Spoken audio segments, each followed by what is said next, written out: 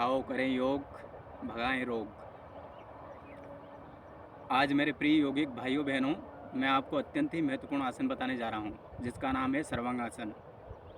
और थोड़ा सा मैं ये समझाना चाह रहा हूँ, ये बताना चाहता हूँ कि कोई सा भी आसन करें, कौन सा भी प्राणायाम करें या कोई सी भी योगिक क्रिया करें, उसके पहले सूक्ष्म व्यायाम जरूर करें। तो आज का जो महत्वपूर्ण आसन है सर्वांगासन, उससे संबंधित समस्त बीमारियां भी बताऊंगा कि उससे कौन कौन सी बीमारियां ठीक होती है, उसमें क्या क्या सावधानियां रखना है, उससे क्या क्या लाभ हैं। ठीक, आइए तो पहले वार्म अप से स्टार्ट करते हैं। शुरुआत में वार्म अप करना चाहिए और साफ सुथरे स्थान पर ही योग अभ्यास करना चाहिए। योग का अभ्यास जो है, योगाभ्यास हमेशा साफ सुथरे स्थान पर करना चाहिए। संपूर्ण लाभ तभी मिलेगा और जितना हो सके इसे जल्दी करें, सूर्योदय के साथ में। और ऐसे प्राकृतिक वातावरण में यदि करते हो तो आपको संपूर्ण लाभ मिलेगा। ये हमारा फूलों का बगीचा है। इस बगीचे में मैं आपको योगाभ्यास करवा रहा हूँ, देखें।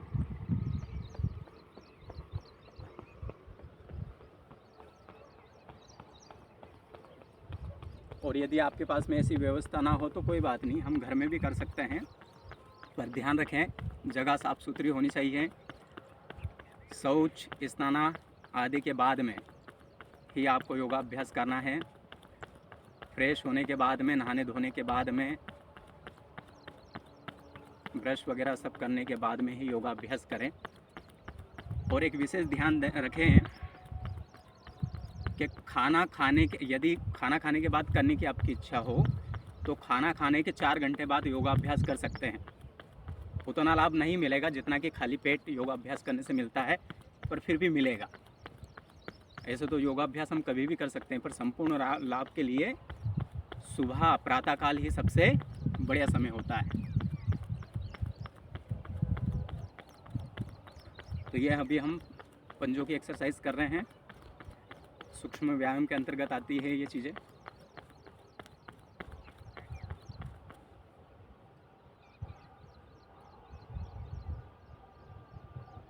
डाउन करें, सांस लेते हुए अप करना है, सांस छोड़ते हुए पंजों को डाउन करें।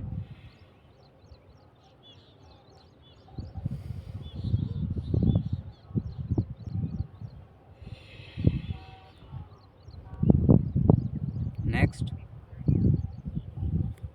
घुटनों की एक्सरसाइज। पहले इन्हें क्लॉकवाइज घुमाएं घड़ी की दिशा में।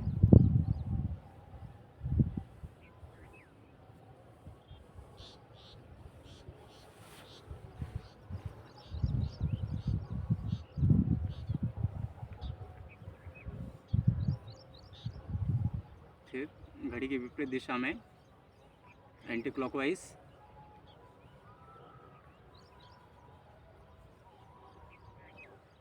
ऐसे ही अब कमर की एक्सरसाइज करेंगे, पहले घड़ी की दिशा में क्लॉकवाइज,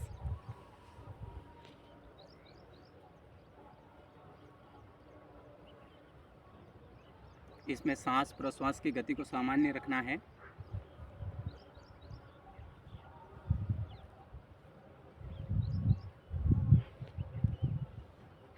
अब एंटी क्लॉकवाइज।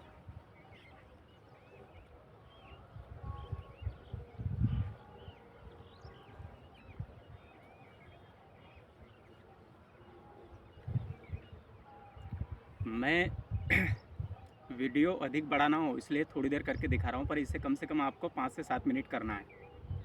नेक्स्ट, गर्दन की एक्सरसाइज। गहरी सांस लेंगे, सांस छोड़ते हुए दाईं ओर सिर को ले जाना है।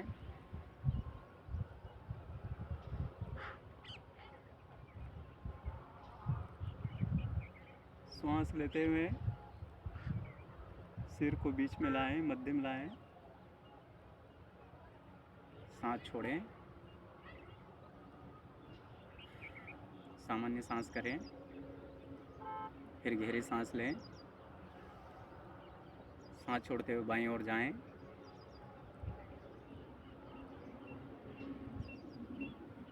कुछ देर होल्ड करें, फिर सांस लेते हुए बीच में आए, सांस छोड़ें, सामान्य सांस करें, फिर गहरी सांस लेते हुए सिर को पीछे की ओर ले जाना है, ऊपर की ओर उठाना है।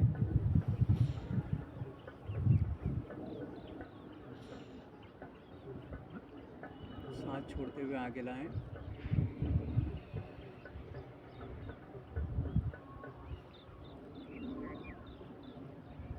धीरे धीरे सांस लेते हुए सिर को उठाएं।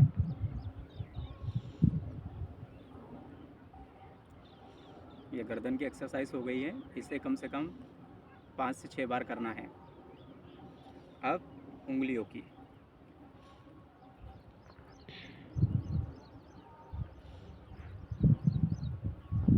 ऐसे मुट्ठी बनाएं, फिर इसे स्पीड में करना है।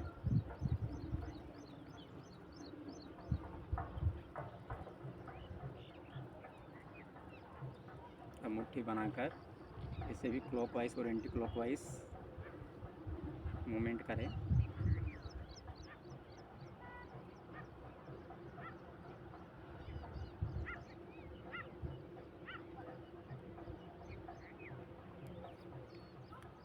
अब श्वास लेकर हाथों को ऊपर उठाना है।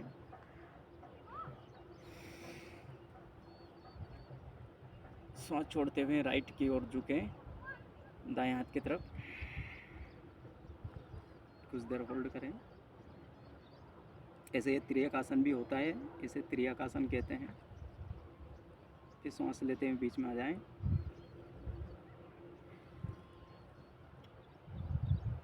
सांस को सामान्य किया, फिर गहरी सांस लेंगे, पूरी सांस छोड़ेंगे, लेफ्ट हैंड की तरफ झुकेंगे।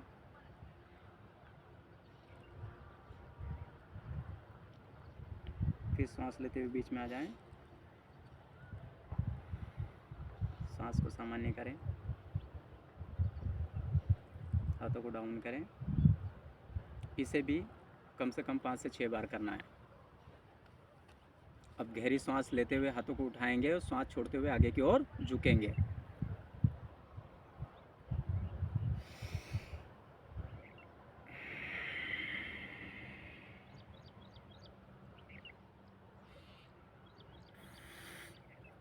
सिर को घुटने से टच करें, इसे पाद हस्तासन भी कहते हैं। फिर सांस लेते उठें, सांस छोड़ते हुए हाथों को डाउन करें।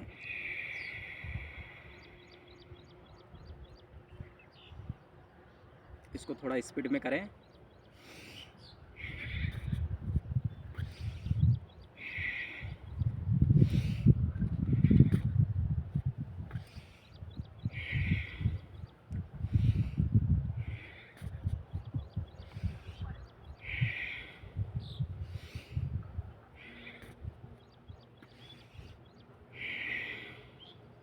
ऐसे कम से कम 5 से 10 बार। यहाँ हमारा सूक्ष्म व्यायाम समाप्त होता है। चलो, अब मैं आपको सर्वांगासन बता रहा हूँ। इसके नाम से ही विदित होता है सर्वांगासन, यानी सारों अंगों का आसन।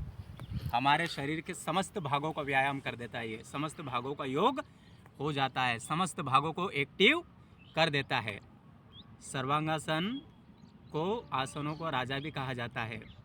शीर्षासन के बाद में यदि कोई आसन आता है तो उसका नाम है सर्वांगासन। शीर्षासन के भी बहुत सारे लाभ इस आसन से मिल जाते हैं। और यदि आप सर्वांगासन ठीक से कर लेते हैं तो शीर्षासन ना भी करें तो कोई दिक्कत नहीं है।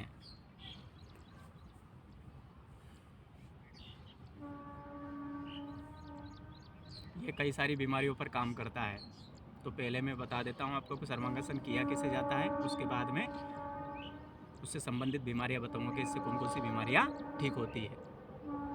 ऐसे तो ये संपूर्ण बीमारी हो, जितनी भी प्रकार की बीमारियाँ होती है वो सभी को ठीक कर देता है, क्योंकि नाम ही है सर्वांगासन। सारे अंगों का व्यायाम हो जाता है, सारे अंग एक्टिव हो जाते हैं, शेष कुछ बचता ही नहीं है।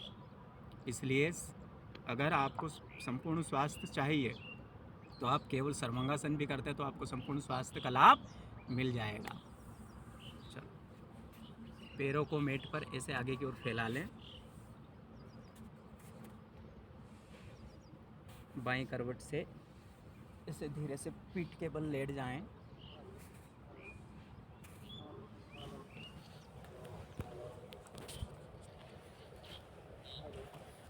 हाथों को ज़मीन से ऐसे सटा लें। आंखें आसमान की ओर।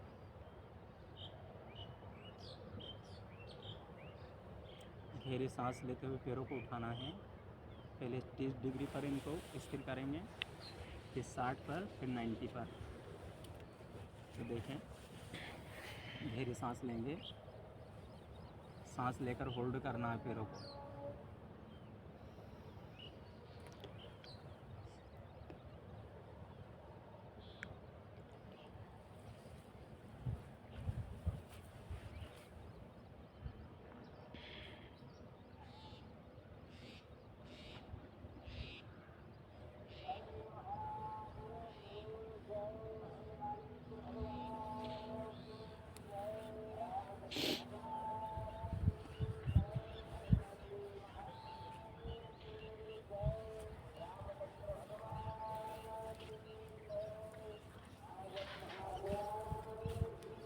यहाँ पर श्वास को नॉर्मल रखें, सामान्य सांस प्रश्वास बनाए रखें।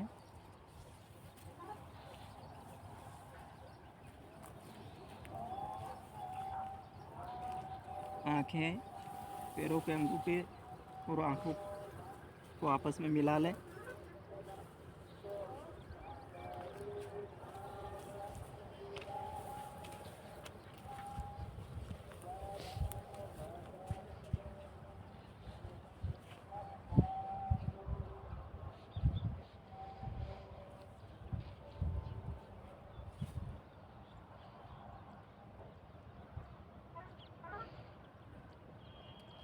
इसे अपनी क्षमता अनुसार होल्ड करें।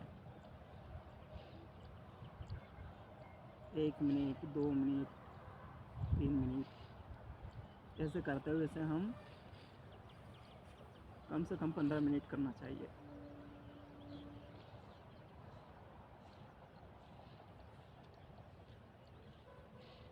फिर पैरों को धीरे धीरे सीध की ओर ले जाएंगे।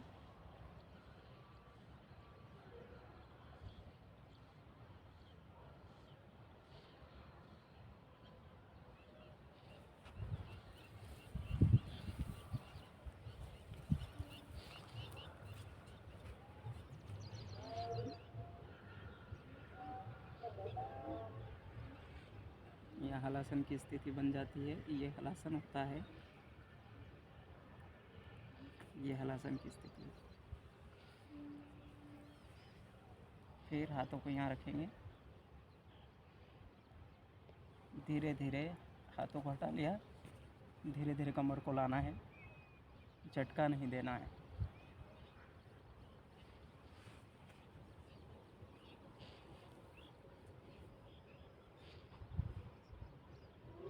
पैरों को धीरे धीरे ले जाना है।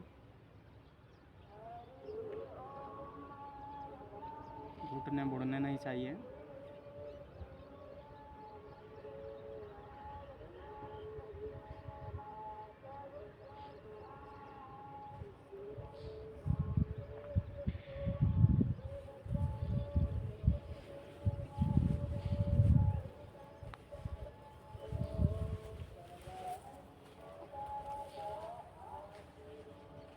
सांस प्रश्वास की गति को नॉर्मल कर लें।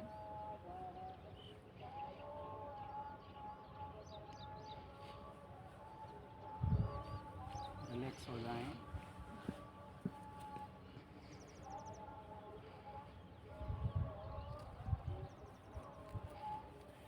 बाएं करवट लेटते हुए मकरासन लगा लें। सर्वांगासन करने के बाद में आपको इस प्रकार से मकरासन लगाना है। मकरासन में लेटना ज़रूरी है। ये इसका विश्राम आसन है।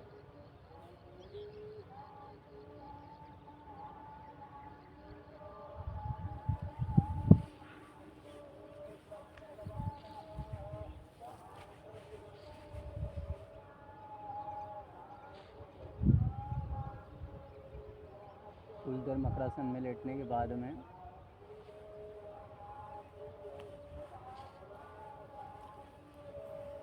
धीरे से बाईं करवट लेटे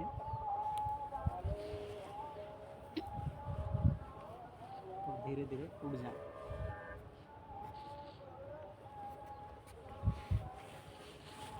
यहाँ हमारा सर्वांगासन कंप्लीट होता है।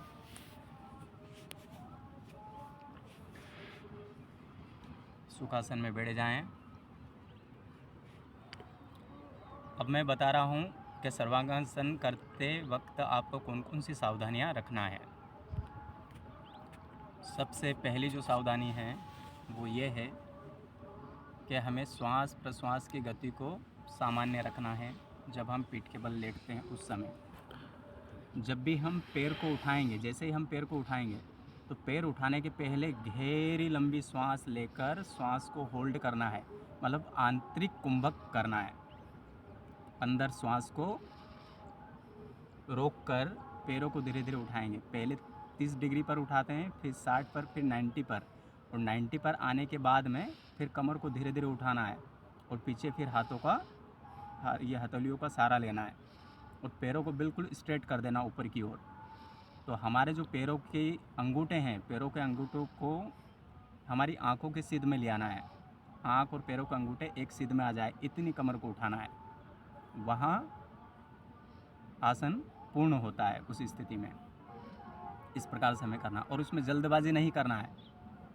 जो प्रारंभिक अभ्यासी है उनसे अगर एक बार में ना हो तो कोई बात नहीं, हमें धीमे धीमे करना है। पर यदि इस आसन को हम साध लेते हैं तो समझ लो आप कि आप मैक्सिमम आसनों को कर लोगे और समस्त आसनों का लाभ आपको मिल जाएगा, क्योंकि उसके नाम से ही विदित होता है सर्वांगासन। सारे अंगों का आसन, सारे ही अंगों का आसन हो जाता है। अब इससे कौन कौन सी बीमारियां ठीक होती है वो मैं बता रहा हूँ। इससे बीमारियां जो ठीक होती है वो होती है थायराइड। आज दुनिया में मैक्सिमम लोग थायराइड की प्रॉब्लम से ग्रसित हैं। बच्चे हो, युवा हो या वृद्ध हो, सभी थायराइड से परेशान हैं। न जाने कितने रोगी हैं थायराइड के हमारे देश में और विदेश में। तो आज पूरी दुनिया थायराइड से ग्रसित है। तो थायराइड पूरी तरह ठीक कर देता है सर्वांगासन, क्योंकि थायराइड ग्लैंड्स हमारे गले में होता है और इससे जब इस आसन को करते हैं तो पूरा प्रेशर उस ग्लैंड्स पर पड़ता है, जिससे वो एक्टिवेट हो जाता है, ठीक से कार्य करने लगता है। और जब थायराइड ग्लैंड से ठीक से कार्य करेगा तो आप के अंदर यौवन बरकरार रहेगा। इसलिए इस आसन को ये भी कहा जाता है कि ये कई सारे लोगों ने तो इसे ये बोला है कि ये सहवास के लिए बड़ा ही महत्वपूर्ण आसन है। इसे सेक्स आसन भी कहा जाता है। इसके लगातार अभ्यास से सेक्स से संबंधित जो बीमारियां होती है वो ठीक हो जाती है।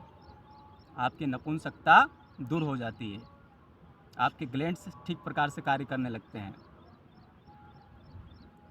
तो आपका जो गृहस्थ जीवन है उसको सुखमय बनाने के लिए ये आसन बड़ा ही महत्वपूर्ण आसन है। सारे गुप्त रोग आपके ठीक कर देगा। और जो डायबिटीज़ के पेशेंट है उसके लिए भी ये बड़ा महत्वपूर्ण आसन है। इससे प्रमेह रोग पूरी तरह ठीक हो जाता है। जो लो ब्लड प्रेशर के रोगी हैं उनका ब्लड प्रेशर पूरी तरह ठीक हो जाएगा। ये लो ब्लड प्रेशर के रोगियों के लिए अत्यंत कारगर आसन है। यकृत की बीमारी है, हृदय की बीमारी है, माइग्रेन की समस्या है किसी को, जो मंदबुद्धि बच्चे हैं या मंदबुद्धि व्यक्ति होता है जैसे मस्तिष्क ठीक से कार्य नहीं करता, जिसको मस्तिष्क के रोग हैं, मस्तिष्क विकार है, मिर्गी रोग हैं, तो इस आसन के अभ्यास से ये सारे जो रोग हैं ये ठीक हो जाते हैं। पढ़ाई में जिनका मन नहीं लगता, लगातार इस आसन के अभ्यास से उनका पढ़ाई में मन लगेगा, क्योंकि उनकी बुद्धि तीव्र हो जाएगी, तेजस्वी हो जाएगी, ओजस्वी हो जाएगी।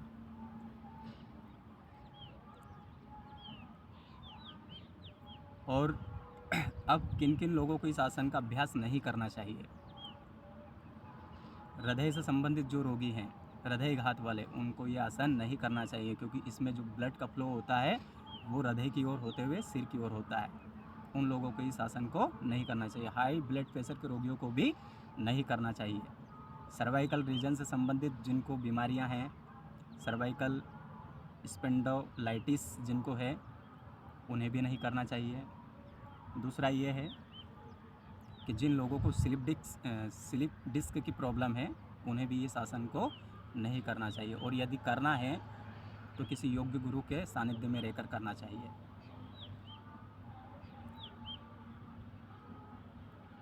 तो आज मैंने आपको बताया सर्वांगासन के बारे में। ये अत्यंत महत्वपूर्ण आसन था जिसे बताना अत्यंत ज़रूरी था। मैंने सारी जानकारियाँ आपको दे दी हैं। इसे लगातार करें और समस्त रोगों पर विजय प्राप्त करें, और जिन्हें रोग नहीं है उन्हें जीवन में कभी भी रोग नहीं होंगे। मेरे आने वाले वीडियोस को देखने के लिए आप मेरे चैनल पे अगर पहली बार आए हैं तो उसे सब्सक्राइब ज़रूर करें, बेल आइकन दबाएं, ताकि मेरे नेक्स्ट जो वीडियो आने वाले हैं वो आपको उसका नोटिफिकेशन मिल जाएगा। लाइक करें, शेयर करें, कमेंट्स करें। धन्यवाद।